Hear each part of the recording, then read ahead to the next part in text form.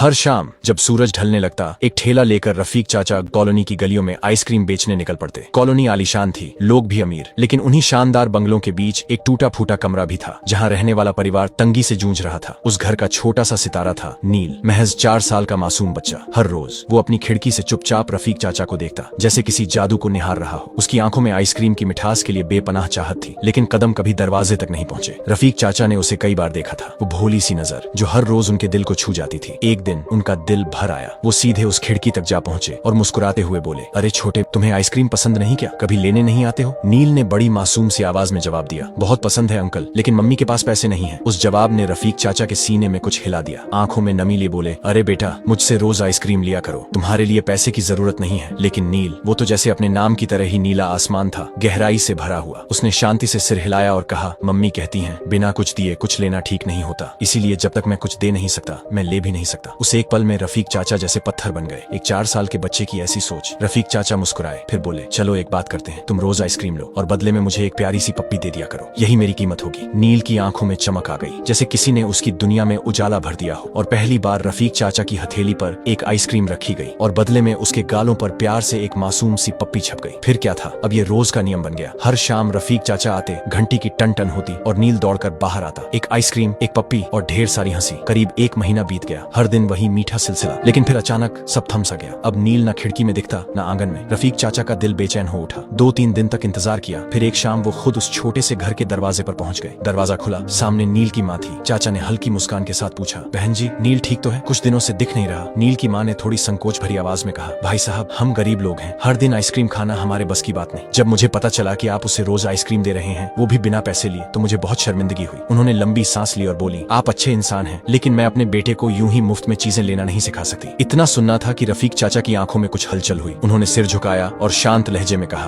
बहन जी, ये कैसे कह दिया आपने कि मैं उसे मुफ्त में आइसक्रीम दे रहा था? रफीक चाचा हल्की मुस्कान के साथ बोले, बहन जी, मैं कोई मसीहा नहीं हूँ, न ही कोई दानवीर, मैं तो बस एक साधारण दुकानदार हूँ जो लेन देन में यकीन रखता है। उन्होंने खिड़की की ओर देखा और धीमे स्वर में कहा, आपके बेटे ने मुझे जो दिया वो एक आइसक्रीम से कहीं ज्यादा कीमती था। उसकी मासूम पप्पी, उसकी सच्ची मुस्कान, ये कोई साधारण भुगतान नहीं था। अगर कम कीमत की चीज के बदले कोई अनमोल चीज मिल जाए तो उसे ही तो व्यापार कहते हैं। वो कुछ पल रुके, फिर आंखों में चमक लेकर बोले, आपने अपने बेटे को बहुत अच्छे संस्कार दिए हैं, लेकिन एक बात बताइए, क्या सच्चे प्रेम की भी कोई कीमत नहीं होती? उनकी बातें सुनकर नील की माँ की आंखें भी भर आईं। गुलाबी पल्लू से आंसू पोंछते हुए उन्होंने दरवाजे की तरफ देखा। नील बेटा, बाहर आओ। नील भागता हुआ आया और बिना कुछ कहे रफीक चाचा से लिपट गया। चाचा ने उसे गोद में उठाया, माथे पर प्यार